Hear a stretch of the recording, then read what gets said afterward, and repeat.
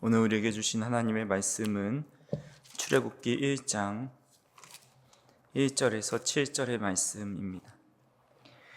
야곱과 함께 각각 자기 가족을 데리고 애굽에 이른 이스라엘 아들들의 이름은 이러하니 르우벤과 시므온과 레위와 유다와 이사갈과 스불론과 베냐민과 단과 납달리와 갓과 아세리요 야곱의 허리에서 나온 사람이 모두 70이요 요셉은 애굽에 있었더라. 요셉과 그의 모든 형제와 그 시대의 사람은 다 죽었고 이스라엘 자손은 생육하고 불어나 번성하고 매우 강하여 온 땅에 가득하게 되었더라. 아멘. 오늘부터 우리는 출애굽기를 가지고 함께 말씀을 나눠보고자 합니다. 출애굽기는 우리가 잘 알고 있다고 생각을 하지만 의외로 모르는 부분들이 참 많이 있습니다. 그동안 잘 알려진 이집트의 왕자라는 애니메이션이나 또 엑소더스와 같은 영화는 출애굽을 배경으로 하게 되고 또 수많은 영화들이 출애굽 사건을 다루는 그런 영화들이 있습니다. 그래서 모세의 이야기, 또 10가지의 재앙의 이야기, 또 홍해를 가른 것, 만나와 외출하기를 먹은 그런 이야기들은 우리 그리스도인들 뿐만 아니라 세상의 많은 사람들에게도 이미 잘 알려진 이야기입니다. 하지만 출애굽기는 단순히 하나님의 여러 기적들을 나열한 책이 아닙니다. 출애굽기는 우리가 어떻게 신앙생활을 해야 하는지, 그리고 하나님의 은혜가 얼마나 큰지를 잘 알려주고 있습니다. 그래서 어떤 주석가는 출애굽기를 알면 인생이 보인다라고 이야기합니다. 우리 인생의 의미와 목적을 출애굽기를 통해 깨달을 수 있다고 보기 때문입니다. 그래서 우리가 출애굽기를 이해하기 위해서는 크게 두 가지를 염두에 두어야 합니다. 첫 번째로는 이 출애굽기 이야기는 단순히 이스라엘 민족의 역사 또 해방을 그린 그런 이야기가 아니다라는 것입니다. 하나님께서는 한 민족 이스라엘을 통해서 온 인류가 죄악에 사로잡힌과 또 그로부터 참된 구원이 어떻게 일어나는지 그런 구원의 이야기를 알려주고 있습니다. 요셉으로 말미암아 애굽으로 내려갔던 야곱의 가족들이 갑자기 종의 신분으로 변하게 됩니다.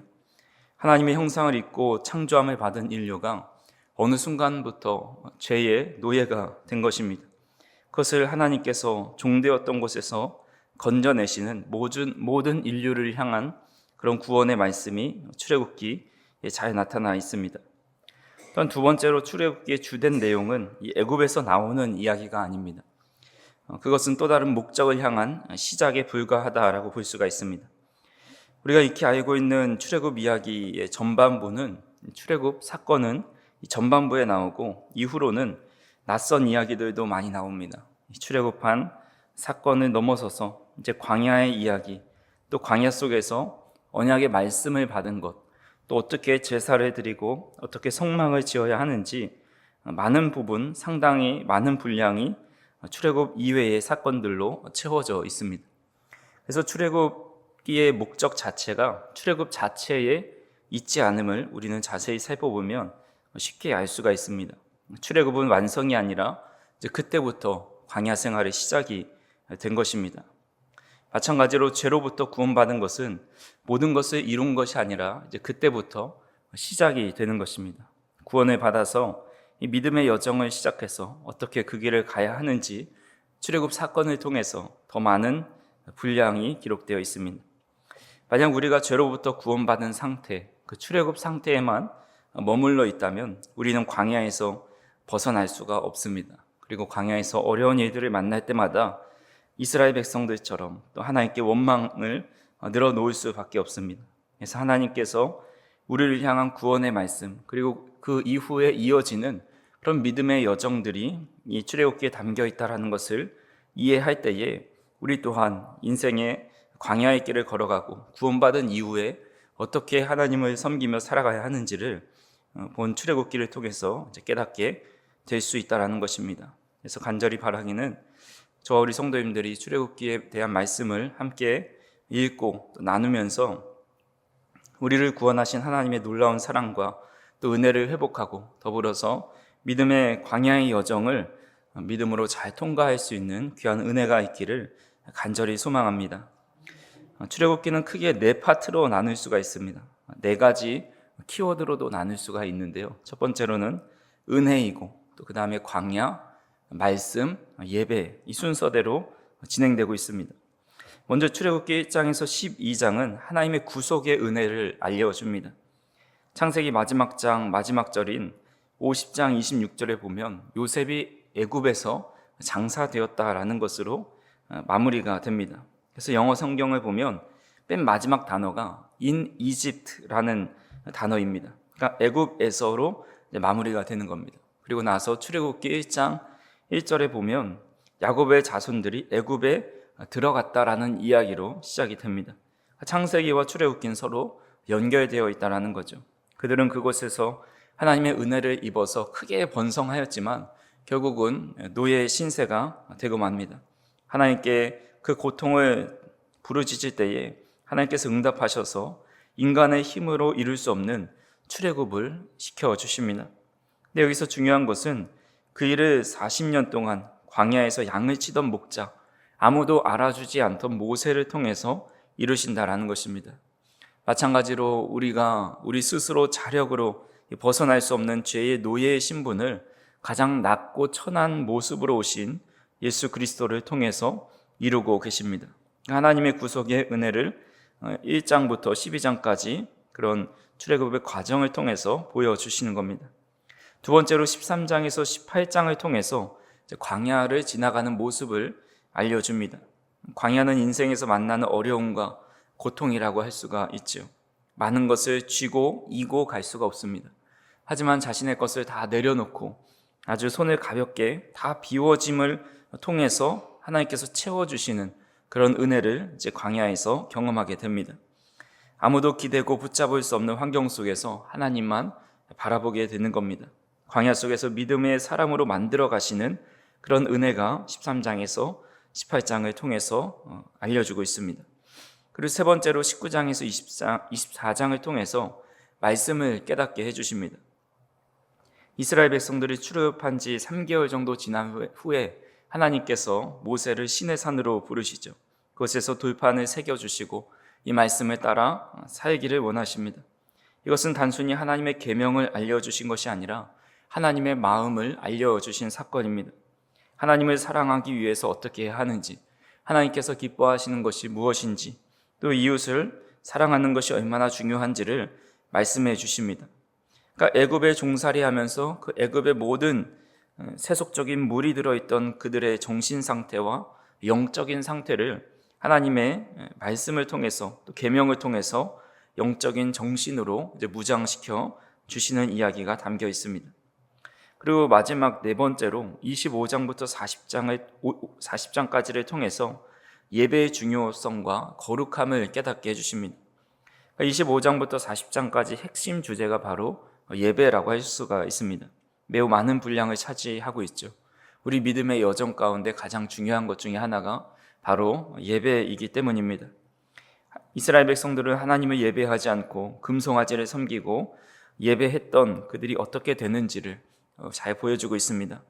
어떻게 하나님을 예배해야 하는지 성막뿐만 아니라 내부에 들어가는 모든 기구들까지 세세하게 다 알려주십니다. 예배를 아무렇게나 드려서는 안 된다라는 것을 알려주는 것입니다. 그래서 우리는 이 출애굽기의 말씀을 나누면서 우리를 구속하신 은혜, 그리고 광야 속에서 건져주시고 이끌어주시는 은혜, 또 하나님께서 주신 말씀을 붙잡아서 방향을 잘 정하고 또 궁극적으로 하나님을 예배하는 자로 또 하나님만 경배하는 자로 살아가도록 교훈해 주는 것이 바로 출애굽기라는 것입니다. 그래서 오늘 우리가 간단히 살펴보고자 하는 것은 이 하나님의 언약은 보이지 않은 곳에서도 계속해서 성취되고 있다는 것을 오늘 본문을 통해서 깨닫게 됩니다. 오늘 본문 7절에 이렇게 말씀하고 있습니다. 같이 한번 읽어보겠습니다. 이스라엘 자손은 생육하고 불어나 번성하고 매우 강하여 온 땅에 가득하게 되었더라. 아멘. 이스라엘 자손들이 받은 복을 5개의 단어로 표현하고 있습니다. 생육하였다, 불어났다, 번성하였다, 매우 강하여졌다, 온 땅에 가득하였다. 이 5가지의 모습을 통해서 이스라엘 백성들이 얼마나 큰 복을 받게 되었는지를 알려줍니다. 이 말씀을 보면 연상되는 말씀이 있죠. 바로 창세기 1장 28절의 말씀입니다. 하나님이 그들에게 복을 주시며 하나님이 그들에게 이르시되 생육하고 번성하여 땅에 충만하라. 땅을 정복하라. 바다의 물고기와 하늘의 새와 땅에 움직이는 모든 생물을 다스리라 하시니라 라고 말씀하고 있습니다. 우리 인류 최초인 아담에게 해주신 언약의 축복의 말씀입니다. 그리고 이 말씀을 아브라함에게도 해주시죠. 창세기 15장 5절에 보시면 내 후손이 하늘의 별과 같이 될 것이다 라고 말씀해 주십니다. 출애굽기 1장 5절에 보시면 애굽에 들어갈 때 야곱과 그 후손이 70명이었다고 이야기합니다. 근데 그들이 애굽에서 약 200만 명으로 성장하게 되지요. 그것은 약속의 땅 가나안이 아니라 오히려 이방의 땅, 고난의 자리, 억압의 땅인 애굽에서 일어난 일입니다. 하지만 그들이 어느 땅에 정착해 있든지 어떤 상황에 있든지 간에 하나님은 보이지 않는 곳에서 하나님의 언약을 성취하고 있었다라는 것을 알려주는 말씀입니다. 이 약속의 흐름은 계속 이어집니다.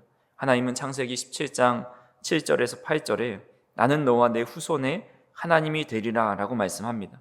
그 말씀이 출애굽기 6장 7절에 보시면 나는 너희의 하나님이 되고 너희는 내 백성이 되리라 라고 그 약속을 이루십니다.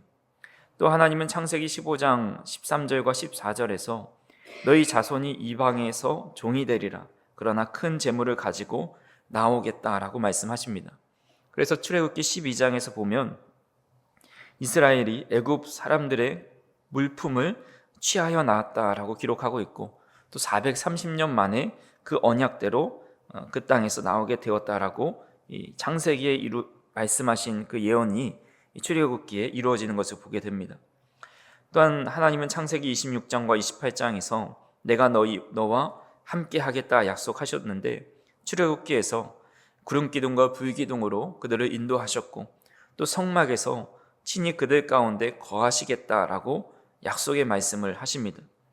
이처럼 창세기를 보면 언약의 씨를 심은 것이다 할 수가 있고 출애굽기는 그 씨앗이 열매를 맺었다라고 볼 수가 있습니다.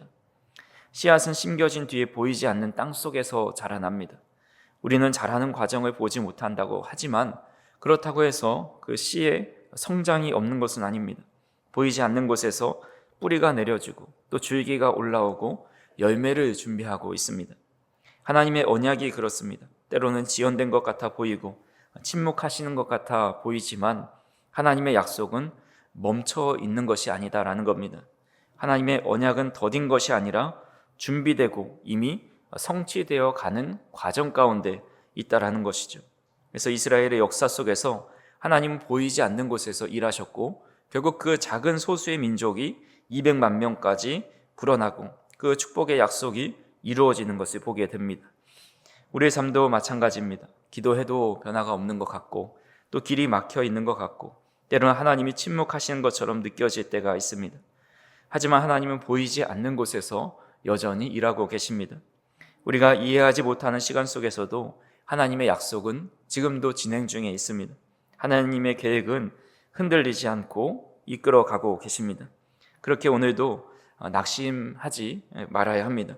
환경이 아니라 우리는 하나님의 언약을 보아야 하고 우리의 감정을 믿는 것이 아니라 하나님의 말씀을 붙잡아야 합니다. 상황이 아니라 하나님의 신실하심을 신뢰해야 하고 하나님의 언약은 지금도 자라나고 있고 때가 되면 하나님께서 열매로 나타나게 하신다라는 사실을 믿어야 한다라는 것입니다. 그래서 우리는 이 출애굽기의 말씀을 통해서 하나님께서 언약을 얼마나 성실하게 이행하시는지를 앞으로 함께 살펴보고자 합니다. 그런 말씀들을 살펴보면서 하나님이 얼마나 신실하신 분인지, 하나님께서 얼마나 우리를 사랑하시고 얼마나 큰 힘으로 우리를 이끌어가고 계시는지 그 약속을 출애굽기의 말씀을 통해서 함께 묵도하며 우리의 신앙과 믿음도 광야에서도 늘 하나님 붙들고 하나님께서 원하시는 곳까지 믿음의 완주를 해 나아갈 수 있는 저희 성도님들이 되기를 간절히 소망합니다. 오늘도 하나님의 약속을 신뢰하며 걸어가는 복된 하루가 되시기를 주님의 이름으로 축원합니다. 기도하시겠습니다. 사랑과 은혜가 풍성하신 하나님 아버지, 오늘도 저희를 주님의 전으로 인도하여 주시고 또 출애굽기의 여정을 시작할 수 있도록 인도하여 주시니 감사를 드립니다. 하나님께서 이스라엘 백성들을 얼마나 사랑하셔서 그들을 어떻게 애굽에서 인도하여 내셨는지, 그리고 광야길을 어떻게 인도하시고 어떤 모습으로 이 땅을 살아가기 원하시는지 이 출애굽기 말씀을 통해서 우리가 깊이 깨닫고 우리의 삶이 출애굽기의 은혜가 임할 수 있도록 우리와 함께하여 주시옵소서. 때로는 보이지 않고 또 눈의 상황이 달라지지 않는 여전히 어려운 것 같은 우리의 상황 속에서도 하나님은 신실하신 손길로 우리를 인도하고 계시고 그 약속을 성취해 가고 계심을 우리가 바라보고 믿을 수 있도록 인도하여 주시옵소서. 이스라엘 백성들과 함께 하시면서 그들을 광야 가운데로 인도하시고 그곳을 지난다 할지라도 하나님께서 구름 기둥과 불 기둥으로 인도하셨던 것처럼 광야와 같은 우리의 인생길을 구원 이후에도 계속 하나님의 뜻대로 걸어갈 수 있도록 우리에게도 동행하여 주시고 함께하여 주시옵소서. 오늘 기도하는 이 시간을 통해서 하나님께서 우리의 삶에 함께하고 계시고 이끌어가고 또 언약을 성취하고 계심을 믿음으로 바라볼 수 있도록 인도하여 주시고 우리가 바라고 원하는 모든 기도의 제목들이 하나님 안에서 선하게 응답될 수 있도록 인도하여 주옵소서. 감사를 드리며 예수님의 이름으로 기도하옵나이다. 아멘.